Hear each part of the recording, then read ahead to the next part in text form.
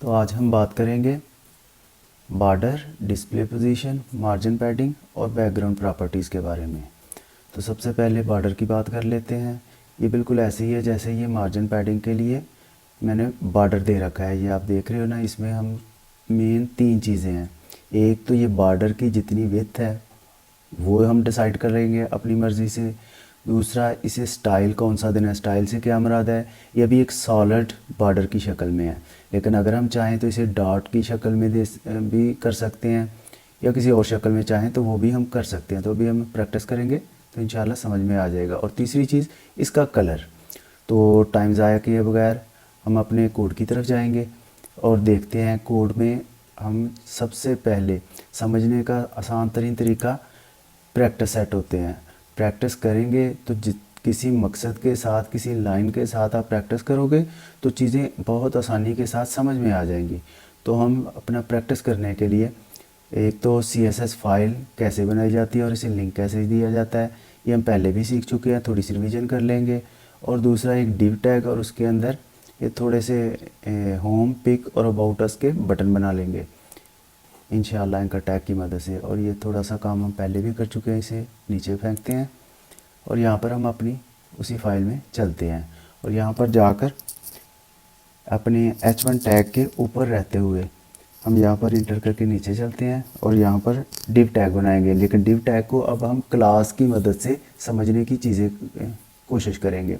जैसे हमने पहले पढ़ा था कि हम किसी भी चीज़ को CSS में HTML की चीज़ों को बयान करने के लिए या कोड करने के लिए हम 3 तरह से उनको इस्तेमाल करते हैं। एक तो डायरेक्ट, जो भी टैग है, H1 टैग है, P टैग है या मार्की टैग है, हम इनको डायरेक्ट कमांड देते थे। जैसे ये यहाँ पर हमने अपनी फाइल में H1 को डायरेक्ट कमांड दे दी, P को, इमेज को, मार्की टूल को, ये सब को। लेकिन और भी तो तरीके हैं। तो अब हम उनकी शॉर्ट कीज़ भी साथ लिखेंगे। जैसे मैं .CONT ये लिख के तो इंटर करूँगा तो ये देखिए ये कोड खुद मेरे लिए डिज़ाइन हो गया। अब इसके अंदर डिव टैग के अंदर रहते हुए हम 3 और डिव टैग बनाएंगे। इंटर करते हैं टाइम ज़ाया किए बगैर। तो ऐसा करते हैं कि डिव टैग बनाते हैं, इसे इंटर करते हैं और इसके अंदर एक एंकर टैग बना लेते हैं, उसे भी इंटर करते हैं। और इसके अंदर जाके ए टैग के अंदर हम लिख लेते हैं H रेफरेंस। अभी चूँकि हम लिंक नहीं देने जा रहे, कनेक्शन नहीं डेवलप करने जा रहे अपनी फ़ाइल के लिए या बटन के लिए, तो इसको ऐसे ही छोड़ देंगे, ये क्लिकेबल रहेगा। अभी के लिए हम यहाँ पर लिख लेते हैं होम का बटन कर लेते हैं, होम कर लेते हैं। और इसको सारे को वक्त बचाने के लिए यहाँ पर हम इसको कॉपी कर लेते हैं और यहाँ पर जाके इसको जस्ट इंटर करते हैं और कंट्रोल-V कर लेते हैं।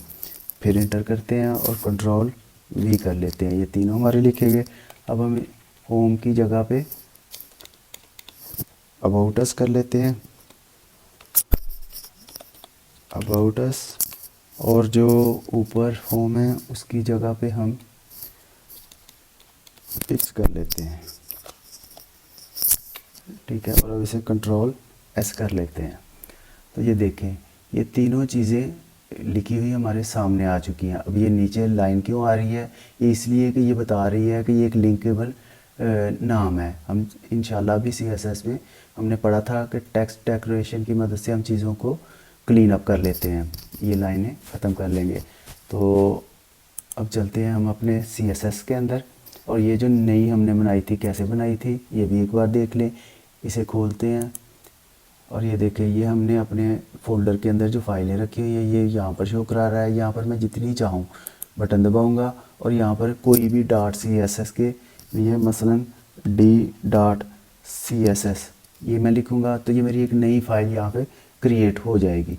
लेकिन अभी इसकी ज़रूरत नहीं है और ये हमने पहले ही ऑलरेडी 2 बना चुके हैं और यूज़ कर रहे हैं। तो इसको क्लोज़ करते हैं और अपने Z नई फाइल के अंदर चलते हैं। तो अभी हमने कौन सा टैग बनाया था, एक क्लास दी थी .CONT और इसे कर्ली ब्रैकेट के साथ इंटर करते हैं। ये अब मेरा कोड CSS करने के लिए तैयार हो चुका है। मैंने क्या किया है, जस्ट क्लास के पहले डॉट का इजाफा किया है। जब भी क्लास लिखेंगे हम CSS के अंदर तो उससे पहले डॉट लिखना ज़रूरी होता है।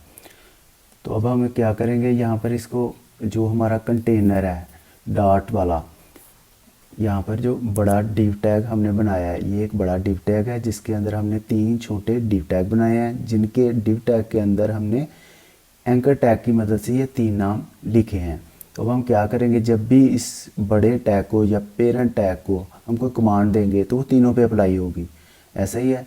लेकिन अगर हम चाहें कि इसके लिए बाकी 2 के लिए कुछ और हो तो हम यहाँ पर ऐसा करते हैं कि आईडी भी एक ऐड कर देते हैं, एंटर करते हैं और आईडी ले लेते हैं, डबल ए कर लेते हैं और इसे कंट्रोल एस कर देते हैं। यहाँ पे कुछ फ़र्क नहीं पड़ा। क्यों फ़र्क नहीं पड़ा? इसलिए कि अभी हमने उसे कुछ करने के लिए नहीं बोला, हमने सिर्फ उसे बुलाने के लिए एक एक्स्ट्रा नाम उसे दे दिया है, ताकि हम इस अबाउट अस वाले जो हमारा नाम है अबाउट अस वाला, अगर हम इसे कुछ अलग से कमांड देना चाहें तो अब हम दे सकेंगे। अब हम चलते हैं ZGSS के अंदर और इसे सबसे पहले हम अपना जो कंटेनर है उसे हम बैकग्राउंड दे देते हैं, एक बैकग्राउंड दे देते हैं। देखें बैकग्राउंड कलर आ गया, बैकग्राउंड कलर इसे ब्लैक कर देते हैं, ब्लैक कर दिया और इसे कंट्रोल एस कर लेते हैं। अब नीचे जाके एंटर करते हैं या उसी के ऊपर रहते हुए पहले यहाँ पर, ठीक है, यहाँ पर रहते हुए हम ऐसा करते हैं,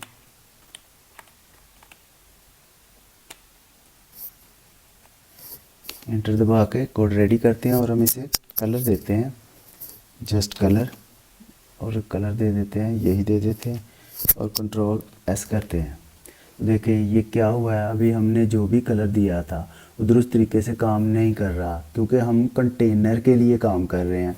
अब यही काम हम क्या करते हैं, यहाँ पर इंटर करते हैं और इंटर करके हमने क्या चीज़ें बनाई हैं, ए टैग के अंदर हमने सब कुछ लिखा है, तो हम जस्ट ए लिख के इसे कोड के लिए रेडी करते हैं और हम डायरेक्ट जो हमारे ए टैग हैं डिव टैग के अंदर हम उनको कमांड देते हैं, यही सेम कलर वाली, ठीक है, कलर करते हैं और यही कलर दे देते हैं और कंट्रोल एस करते हैं। तो देखिए अब ये कमांड काम कर रही है।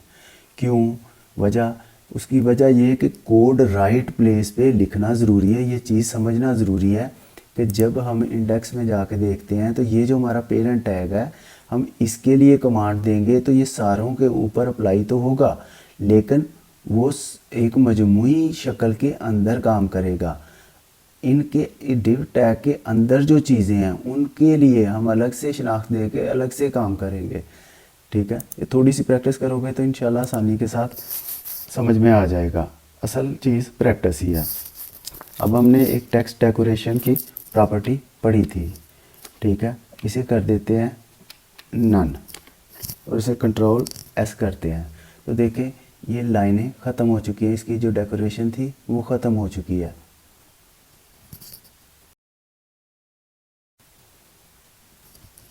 जी, तो टेक्स्ट डेकोरेशन की प्रॉपर्टी हमने यूज़ करके लाइनें ख़त्म कर दी, लेकिन यही कोड अगर मैं यहाँ पे लिखूँगा तो ये काम नहीं करेगा। क्यों?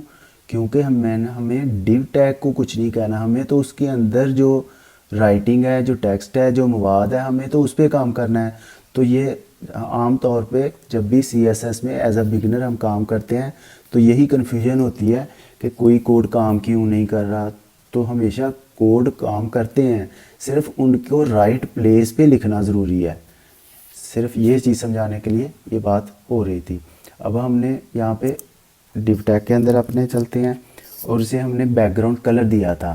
तो इस जो बैकग्राउंड है हमारी, हमने पहले जब ब्लॉक और इनलाइन पढ़ा था तो हमने जाना था ना कि ब्लॉक टैग पूरी की पूरी विड्थ लेता है और इनलाइन हम चाहें तो इसे इनलाइन कर सकते हैं, लेकिन हम ऊपर नेवल बार बनाने जा रहे हैं, हमें कंप्लीट ही चाहिए। अगर हम चाहें तो इसे कम ज़्यादा भी अपनी मर्ज़ी से कर सकते हैं। अभी के लिए हम ऐसा करते हैं कि बॉर्डर प्रॉपर्टी को यूज़ करने का तरीका देखते हैं। अब बराबर प्रॉपर्टी में हमने 3 चीज़ें पढ़ी थी कि 3 चीज़ें हम कर सकते हैं। क्या क्या चीज़ें कर सकते हैं हम बॉर्डर प्रॉपर्टी के अंदर? हम इसकी विड्थ फाइनलाइज कर सकते हैं, स्टाइल, कलर, हम चाहें तो इसको अलग अलग भी लिख सकते हैं, लेकिन टाइम बचाने के लिए ये तीनों प्रॉपर्टी इकट्ठी ही नॉर्मली यूज़ होती हैं। ज़्यादा टाइम नहीं लेंगे क्योंकि ये आप डेली बेस पे यूज़ करोगे तो ये एक आम प्रैक्टिस होगी। हम इसको 2 पिक्सल विड्थ दे देते हैं और इसे सॉलिड बोल देते हैं, सॉलिड रहेगा। और कलर कर देते हैं इसका ब्लू कर देते हैं, ब्लू, और इसे कंट्रोल एस करते हैं। तो देखें ये 2 पिक्सल विड्थ के अंदर मेरा एक सॉलिड बॉर्डर क्रिएट हो चुका है। ठीक, अब ये बॉर्डर प्रॉपर्टी की एक और प्रॉपर्टी होती है जिसे बॉर्डर रेडियस कहते हैं। बॉर्डर रेडियस ये भी एक काम की प्रॉपर्टी है। ये देखें बॉर्डर रेडियस, बॉर्डर रेडियस में इसको 15 पिक्सल कर देते हैं, 15 पिक्सल, और इसे कंट्रोल एस करते हैं। तो देखें ये 15 पिक्सल उसने मेरे लिए काट दिया।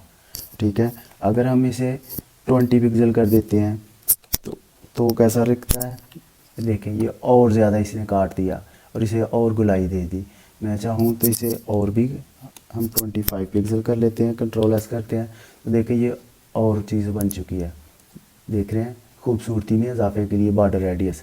अगर आप किसी भी चीज़ को गोल करना चाहते हो किसी डेव को, तो उसे 50% बॉर्डर रेडियस दे दोगे तो वो बिल्कुल गुलाई की शक्ल ले लेगा। इसकी भी थोड़ी प्रैक्टिस इंशाल्लाह आगे चल के कर लेंगे, या फिर इसको मार्की टूल के अंदर चल के, ये जो दूसरा हमने दिया हुआ है इसके अंदर चल के इसको इंटर करते हैं और यहाँ पे बॉर्डर रेडियस जो हमारी पिक है मार्की टूल के अंदर हम उसको देते हैं। तो फिर इमेज में जाएंगे और इसको बोलेंगे, इसे करते हैं इंटर और यहाँ पे border radius, border radius, border radius 50% कर देते हैं।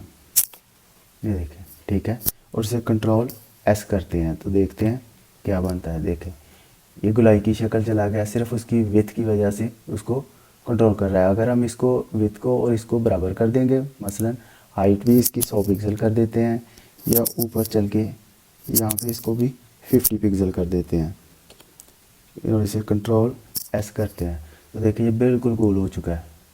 ठीक है, विड्थ और हाइट बराबर होगी और 50% बॉर्डर रेडियस करेंगे तो जो भी हमारे पास चीज़ होगी वो गुलाई की शक्ल इख्तियार कर लेगी।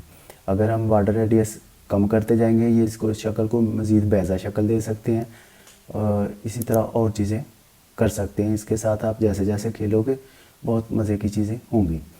और दूसरी चीज़ बॉर्डर प्रॉपर्टीज़ के अलावा जो हम देखना चाहते थे वो थी पोजीशन, कि हम किसी भी चीज़ को पोजीशन कैसे दे सकते हैं। जैसे कि आप नाम से ही देख रहे हो तो पोजीशन के लिए पोजीशन यूज़ करके देखते हैं कि पोजीशन कैसे यूज़ होगी। तो पोजीशन के लिए हम ऐसा करते हैं कि एंटर करते हैं और हमने आईडी एक बनाई थी उसे यूज़ करते हैं हैशटैग की मदद से। आईडी हमेशा हैशटैग की मदद से यूज़ होती है और हैशटैग के बाद हमने आईडी दी थी AA। इससे कर्ली ब्रैकेट की मदद से कोड को रेडी कर लेते हैं। अब अबाउट अस उसको डिस्प्ले पोजीशन लेते हैं,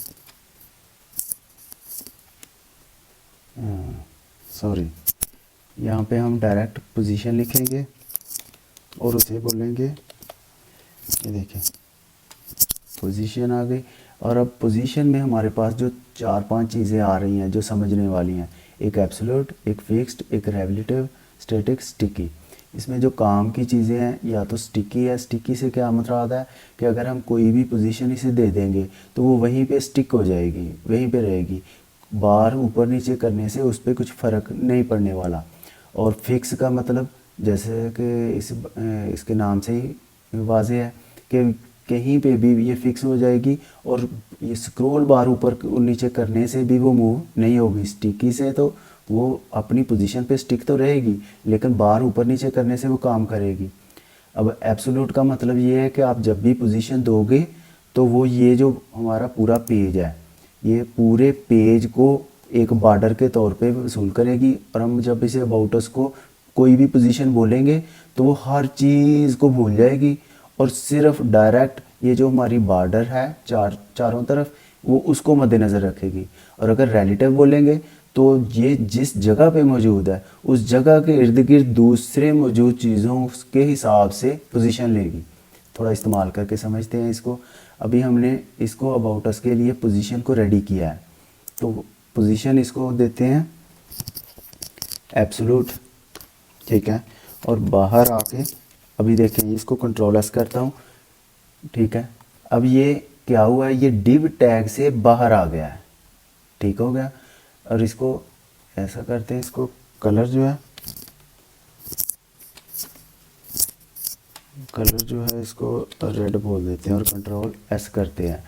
ये काम नहीं कर रहा, क्यों काम नहीं कर रहा, चीज़ें समझने के लिए, क्योंकि हम ऑलरेडी उसको इन सारी चीज़ों को ऊपर कलर, ये देखें ये एंकर टैग के अंदर हमने डायरेक्ट इनको एक कलर दे रखा है, जिसकी वजह से ये सारे बाकी चीज़ों को अप्लाई नहीं कर रहा। जो पहले कमांड दी जा चुकी है एंकर टैग के लिए, वो उसी को ले रहा है, ठीक।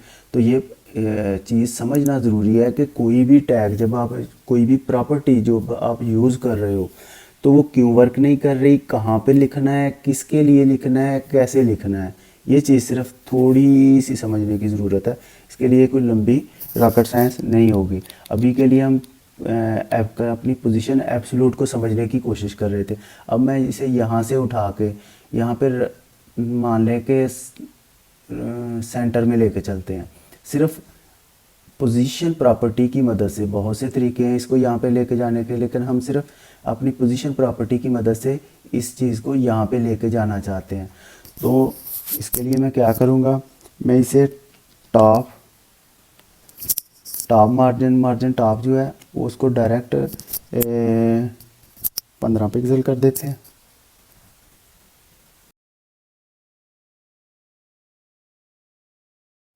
तो देखें ये, इसको कोई परवाह नहीं है कि इसके नीचे कौन सी चीज़ आ चुकी है, ये हर चीज़ से मावरा होकर डायरेक्ट पोजीशन लेगा जहाँ पे भी इसे दी जाएगी। मैंने इसे टॉप पे 15 पिक्सल जगह छोड़ने के लिए बोला, तो वो 15 पिक्सल जगह छोड़ के ऊपर जा चुका है। अब मैं उसे ऐसा करते हैं, इंटर करके इसे लेफ़्ट से इसे मान लें हम 400 पिक्सल दे देते हैं, कंट्रोल एस करते हैं। तो देखें ये यहाँ से 400 पिक्सल इस तरफ चला गया। इसी तरह मैं इसे किसी भी जगह पे यहाँ पे मूव कर सकता हूँ और इसे किसी बात की परवाह नहीं होगी। ये डिव से भी बाहर निकल चुका है, ये इसके नीचे कौन सी चीज़ आ रही है, कि कहाँ, इसे हर चीज़ से मावरा हो चुका है। तो थोड़ी सी प्रैक्टिस करना, ये आसानी से समझ में आ जाएगा, ठीक हो गया।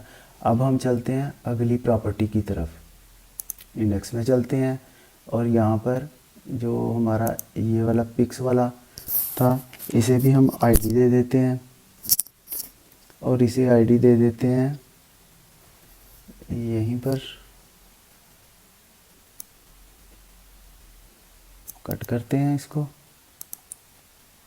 और अगले प्रॉपर्टी की तरफ चलते हैं ताकि टाइम बचाया जा सके। ये चीज़ें आप जितने, मकसद सिर्फ थोड़ा सा निशानदेही करना होता है, बाकी चीज़ें प्रैक्टिस के लिए छोड़ देते हैं ताकि आप लोग प्रैक्टिस करो। आप लोगों को समझ आ चुकी है पोजीशन प्रॉपर्टी बजाते खुद कोई पोजीशन नहीं है।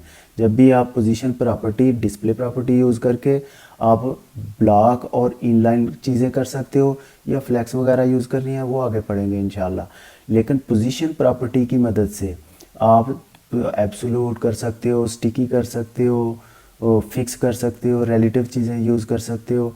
लेकिन उनको यूज़ कैसे करेंगे, जब भी आप पोजीशन बता दोगे उसके बाद उसको टॉप, लेफ़्ट, बॉटम, राइट, ये इस तरह से आप मार्जिन दे दोगे।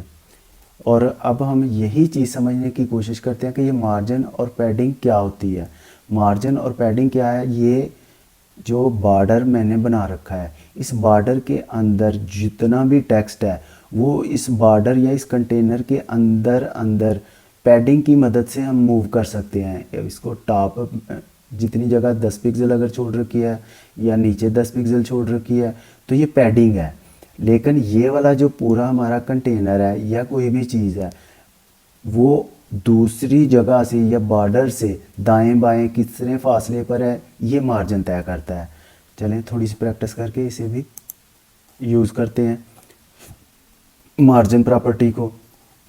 अब देखें ZCSS में चलते हैं और ये जो हमने डिव टैग बनाया है, हम इसको ऐसा करते हैं कि इंटर करके इसकी जो विड्थ है इसको टोटल 800 पिक्सल कर देते हैं और कंट्रोल एस करते हैं।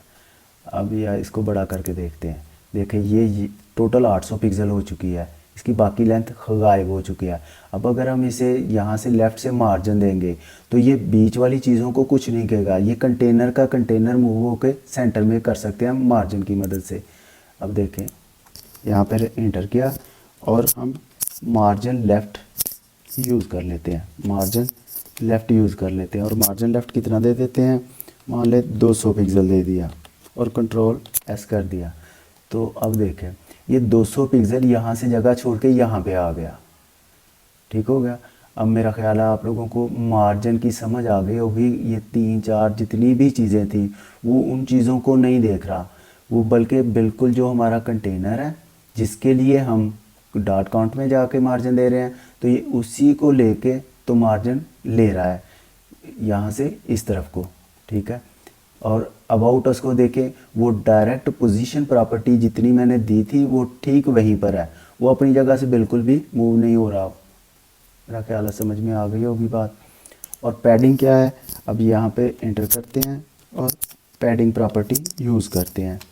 पैडिंग लेफ़्ट दे देते हैं या ऊपर ही रख के पैडिंग चारों तरफ की कर देते हैं 10 पिक्सल और उसे कंट्रोल एस कर देते हैं। तो ये देखें ये 10 पिक्सल इसने बाहर वाले कंटेनर से जगह छोड़ दी है। जितना अंदर वाला मवाद था, जो भी टेक्स्ट हमने लिख रखे थे, उन्होंने 10 पिक्सल जगह एक दूसरे से दूर कर ली है।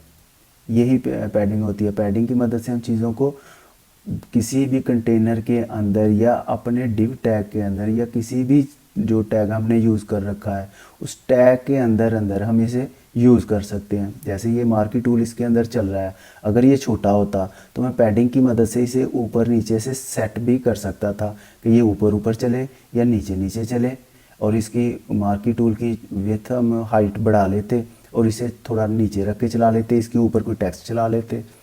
ये इस तरह से पैडिंग को यूज़ किया जाता है नॉर्मली। और क्या चीज़ हम पढ़ रहे थे, बैकग्राउंड देखना चाहते थे, तो चलें बैकग्राउंड प्रॉपर्टी, ये भी एक मज़े की प्रॉपर्टी है। इसमें एंटर करके हम बॉडी के लिए, ठीक है, बॉडी के लिए हम बैकग्राउंड इमेज सेट करते हैं। कलर तो आप जानते ही हो, आसानी से हो सकता है हम इमेज ही यूज़ करेंगे। तो इमेज के लिए हमेशा CSS में URL यूज़ किया जाता है, URL, ठीक। ये पैरेंथेसिस आ गए हमारे पास। अब इसको जस्ट स्लैश दबाएंगे तो वो हमारे लिए फ़ोल्डर में मौजूद जितनी भी हमारी फाइलें हैं वो हमारे लिए खोल दी उसने। यहाँ से मैं कोई एक बैकग्राउंड के लिए फ़ाइल ले लेता हूँ और ये मैंने लगा के कंट्रोल एस कर दिया, तो देखें ये मेरे लिए आ गई है। लेकिन अब ये क्या हो रहा है, ये रिपीट हो रही है। पिक मेरी इतनी थी और ये बार बार उसे रिपीट करके जगह को फिल कर रहा है, लेकिन मैं तो ऐसा नहीं चाहता। मैं चाहता हूँ यही पिक मेरी पूरे के पूरे पेज पे आए। तो उसके लिए मुझे क्या करना होगा, यहाँ से बाहर जाके इंटर करते हैं और बैकग्राउंड का साइज़ भी हम दे सकते हैं। अब ऑटो के बजाय यहाँ पे हम कवर करेंगे, इसे बैकग्राउंड साइज़ कवर कर देंगे और इसे कंट्रोल एस करते हैं। तो अब देखें ये एक ही पिक को पूरे पेज पे उसने डिस्प्ले करवा दिया है मेरे लिए, ठीक हो गया। अब यहाँ से इसे छोटा करते हैं। मेरा ख्याल है बैकग्राउंड के लिए भी आप लोगों को चीज़ें समझ में आ गई होंगी। हम चाहें तो यहाँ पे बैकग्राउंड कलर भी दे सकते हैं, कोई भी, वो भी आसानी से हो सकता है। वो फाइल लगा सकते हैं और वो फाइल साइज़ की तरह कैसे करना है, बैकग्राउंड साइज़ की मदद से हम कर सकते हैं। और प्रैक्टिस के लिए हमने जो चीज़ें बताई थी, अब ये मैंने एक नक्शा रखा हुआ है समझने के लिए कि मार्जिन क्या है। ये हमारा बॉर्डर है ब्लू वाला और यहाँ से ये मार्जिन है टॉप, राइट, लेफ़्ट और बॉटम, बाहर की तरफ जो भी चीज़ें हैं। और जो हमारा कंटेंट है वो विद इन बॉर्डर पैडिंग की मदद से हम दाएं बाएं मूव कर सकते हैं। ये हमारा बॉर्डर है, जैसे ये वाला हमारा बॉर्डर है, इसी तरह से ये ब्लू हमारा बॉर्डर है। और कंटेंट जो है ये वाला, जैसे मार्जिन, पैडिंग, ब्लॉक, इनलाइन वगैरह लिखा हुआ है ये हमारे बॉर्डर के अंदर, उसको बॉर्डर के अंदर कंटेंट को मूव करने के लिए हम पैडिंग को यूज़ करते हैं। मेरा ख्याल है चीज़ें समझ में आ गई होंगी। तो अब हम लास्ट चीज़ जो आज समझने के लिए जा रहे हैं वो है हमारी फ्लेक्स प्रॉपर्टी। तो फ्लेक्स प्रॉपर्टी कैसे काम करती है। तो फ्लेक्स प्रॉपर्टी की 4 मेन या ख़ास चीज़ें हैं। Justify content, space evenly, space around और डायरेक्शन। घबराने की ज़रूरत नहीं है, बहुत सारी प्रॉपर्टीज़ हैं CSS की, लेकिन जैसे जैसे आप लोग यूज़ करोगे ये सारी चीज़ें आपको बहुत आसान और आरामदेह लगेंगी, ये सारी सहूलतें आपको बहुत अच्छी लगेंगी। तो चले हम इसे यूज़ करके देखते हैं कि हमें इसे यूज़ कैसे करना है। नीचे करते हैं, ठीक है। और ये जो हमने काम किया था पोजीशन वगैरह का, इसे कर देते हैं डिलीट। ये यहाँ पे हमने ये जो यहाँ काम किया था इसे कर देते हैं डिलीट, और इसे अब कंट्रोल S करते हैं। तो देखें ये हमारे पास, इसको बड़ा करके देखते हैं, देखें ये मेरे पास मवाद आ चुका है। अब ये इस तरह से क्यों है, क्योंकि बाय डिफ़ॉल्ट ये लेफ़्ट साइड पे आती हैं चीज़ें। इसकी विड्थ क्यों बढ़ गई है, इसलिए बढ़ गई है कि ये सारे के सारे पूरी लंबी, ये हर होम का बटन भी एक डिव टैग के अंदर है, पिक्स भी, अबाउट अस भी, ये सारे चूँकि एक डिव के अंदर है तो ये पूरी की पूरी लेंथ ले रहे हैं, तो वो पूरी की पूरी लेंथ बैकग्राउंड की शो हो रही है। अब हम इसे यहाँ पे अपनी मर्ज़ी से सेट करना चाहते हैं। तो फ्लेक्स प्रॉपर्टी बेसिकली लेआउट के लिए ही यूज़ होती है और बड़ी ही काम की चीज़ है और इंतहाई आसानी से काम हमारा कर सकती है। अब हम चाहते हैं यहाँ पर इसको तरतीब देना, नेवल बार बनाना अपना, तो उसके लिए हम क्या करेंगे, यही यहीं पे चलते हैं और इसे यहाँ पर इंटर करके डिस्प्ले फ्लेक्स कर लेते हैं, डिस्प्ले फ्लेक्स, और इसे कंट्रोल S करते हैं। तो देखें अब क्या हुआ है, अब ये डिस्प्ले फ्लेक्स किया है तो ये जो बड़े टैग में को चूँकि हमने डिस्प्ले फ्लेक्स किया है उसने जितने अपने अंदर चीज़ें थी उन सब को अपने डिव के अंदर या एक कंटेनर की शक्ल दे दी है, और इसका तीन जो मेन कंटेंट थे वो इसके एक साथ यहाँ पर मौजूद है। अब यहाँ पर हम इसको कैसे यूज़ करते हैं, अब देखिए यहाँ पर इंटर करते हैं, डिस्प्ले फ्लेक्स कर लिया, और जब हम इसको जस्टिफाई कंटेंट लेंगे, ये वाली प्रॉपर्टी अगर हम जस्टिफाई सेल्फ करेंगे तो ये अपने किसी एक चीज़ के लिए यूज़ होगा। अभी हम जस्टिफाई कंटेंट करेंगे और इन्हें कर देंगे सेंटर और कंट्रोल S करेंगे। तो देखें ये सारा का सारा कंटेंट हमारा सेंटर में, ये जो हमारा डिस्प्ले हुआ है फ्लैक्स, इस फ्लैक्स के सेंटर में सारा का सारा मवाद जा चुका है। लेकिन हम चाहते हैं कि ये यहाँ पर ना आए, बल्कि ये अलग अलग शो हो बटन, कोई यहाँ पर बटन हो, कोई सेंटर में हो, एक दूसरे कोने पे हो। तो उसके लिए हम क्या करेंगे, इसको जस्टिफाई कंटेंट सेंटर की बजाय हम कर लेते हैं, देखें जस्टिफाई कंटेंट सेंटर किया था, एंड करेंगे तो ये लास्ट पे चला जाएगा, फर्स्ट बेस लाइन पे चला जाएगा। लेकिन हम ये स्पेस अराउंड और स्पेस बिटवीन के ऑप्शन के लिए चलेंगे। तो पहले देखते हैं स्पेस अराउंड, और उसे कंट्रोल S करते हैं और इसे बड़ा करके देखते हैं। अब इसने क्या किया है, इसने ये किया है कि ये जितनी जगह थी कंटेनर के अंदर उसको बराबर बराबर डिवाइड कर दिया है। ये एक जगह पे है और इसका हाफ यहाँ पे छोड़ दिया और हाफ यहाँ पे छोड़ दिया। तो ये 3 बटन, देखें ये क्लिकेबल बटन है, ये 3 बटन हमारे अलग अलग जगह पे जा चुके हैं। इसके अलावा जो हमारे पास दूसरी प्रॉपर्टी थी हम उसे भी एक बार यूज़ करके देख लेते हैं ताकि समझ में आ जाए चीज़ें कि कौन कौन सी है। अगर हम स्पेस बिटवीन कर लेते हैं और उसे कंट्रोल S करते हैं तो अब देखें, अब उसने दोनों चीज़ें किनारों पे ले ली और स्पेस बिटवीन कर दिया। स्पेस मीन जगह, तो जो जगह है वो उसने बीच में छोड़ दी और ये चीज़ें हमारे लिए ऊपर डिज़ाइन कर दी। तो देखिए ये नेवल बार कितनी आसानी के साथ सिर्फ एक डिव टैग की मदद से हमने आसानी के साथ इसको बना लिया है। अब इन चीज़ों को हम बिहाइंड द सीन, पीछे बैक एंड पे मज़ीद कनेक्शन दे के अपने लिए क्लिकेबल नए पेजेस बना सकते हैं और अपने वेब पेज को मज़ीद रिस्पॉन्सिव बना सकते हैं। अब इसे